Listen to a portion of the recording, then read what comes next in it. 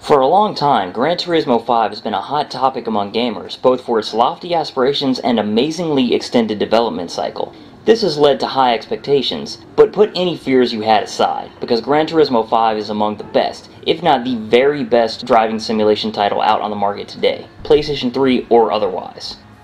Gran Turismo 5 is robust in modes and content. You can hop into a race with arcade mode, enjoy a persistent racing career in GT Life mode, create your own custom tracks with course creation mode, hop into an online race with friends or other random car enthusiasts, enjoy your past exploits in replay mode, or take pictures of the scenery in photography mode.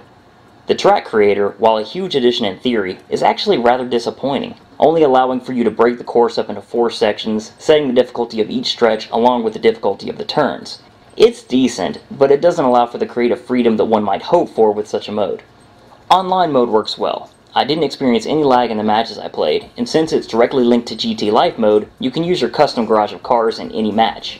After each race, you can opt to view a replay of the race, snapping photographs of any moment or saving the replay to the hard drive to enjoy later. Replay mode simply allows you to play back those races. Far and away the most robust mode is GT Life. This mode incorporates car dealerships for both premium cars from the dealership and the standard cars which are available from the used car shop. Premium cars have intricately modeled interiors to reflect their real-life counterparts, 2 headlight settings, and realistic damage, which has to be unlocked, that standard cars lack. There's also a tuning shop that allows you to modify any car designed for such with a huge number of improvements. For example, you might want to add a Cadillac converter or reduce the weight of your car by removing the superfluous bits and pieces. Cough up some credits that you achieve by winning races, and boom, done. You can also take any of your cars to an auto shop to wash your car, change the oil, paint the car or wheels, change your wheels, or even install an aero kit to provide some high-speed stability. There's an impressive amount of customization available, and you can spend a lot of time and credits improving most vehicles out of the over 1,000 available.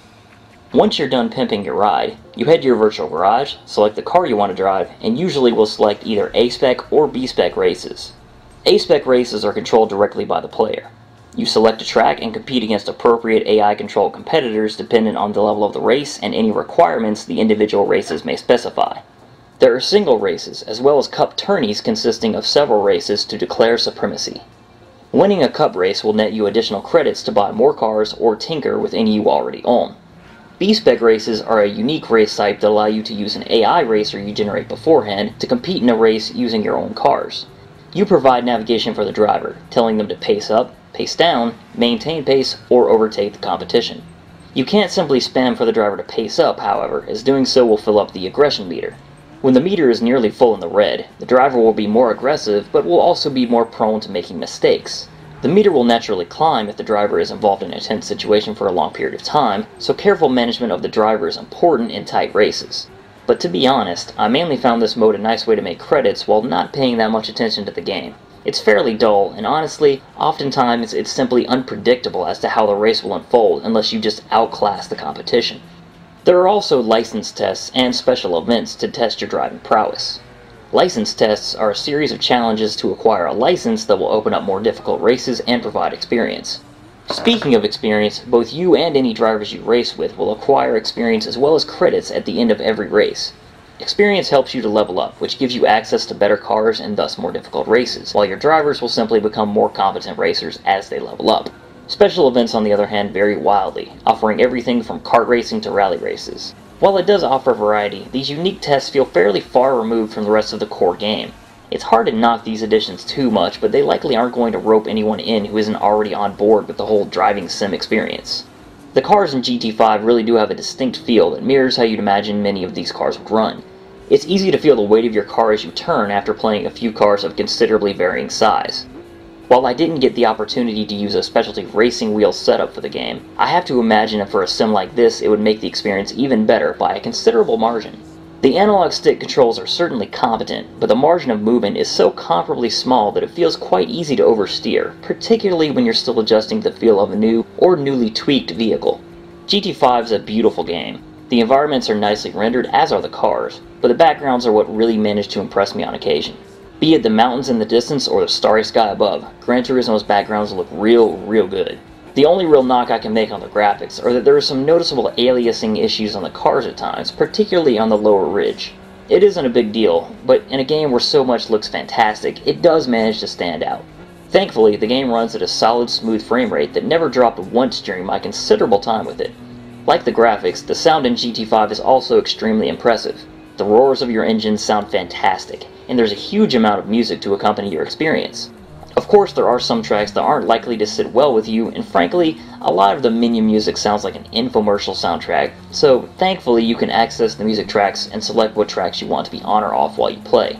Both from a graphical and auditory perspective, GT5 is at the top of its class. That isn't to say that GT5 is infallible though. Racing is generally a lot of fun, but in GT Life mode, at times it can feel like a grind trying to save up for that next big car or upgrade. Many gamers will likely find themselves recycling some of the same tracks and cup races simply for the rewards rather than for the track itself. Also, the B-Spec mode, while a neat idea, simply doesn't feel very well realized. Often I felt like the outcome of the race was simply out of my hands, or that my driver was ignoring my commands completely.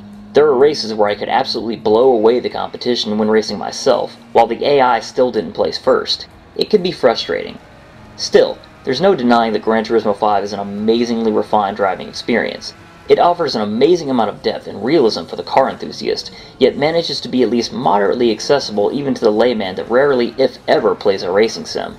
The number of cars and race types available ensure that even the most devoted fan won't be able to clear and obtain everything for months, and the gameplay itself is realistic and rewarding as you adapt to each car's feel. I do have to say that for the average video game racing fan, Gran Turismo 5 isn't likely to offer as exciting or adrenaline-pumping an experience as, say, a Criterion title, so anyone looking for a simple rush of going at ridiculous speeds and passing the competition actually may want to weigh their taste before grabbing GT5, even as fine a game as it is. Still, if you have even a moderate interest in real cars and enjoy a good racer every now and then, Gran Turismo 5 is one holiday title that will keep on giving for a long time to come.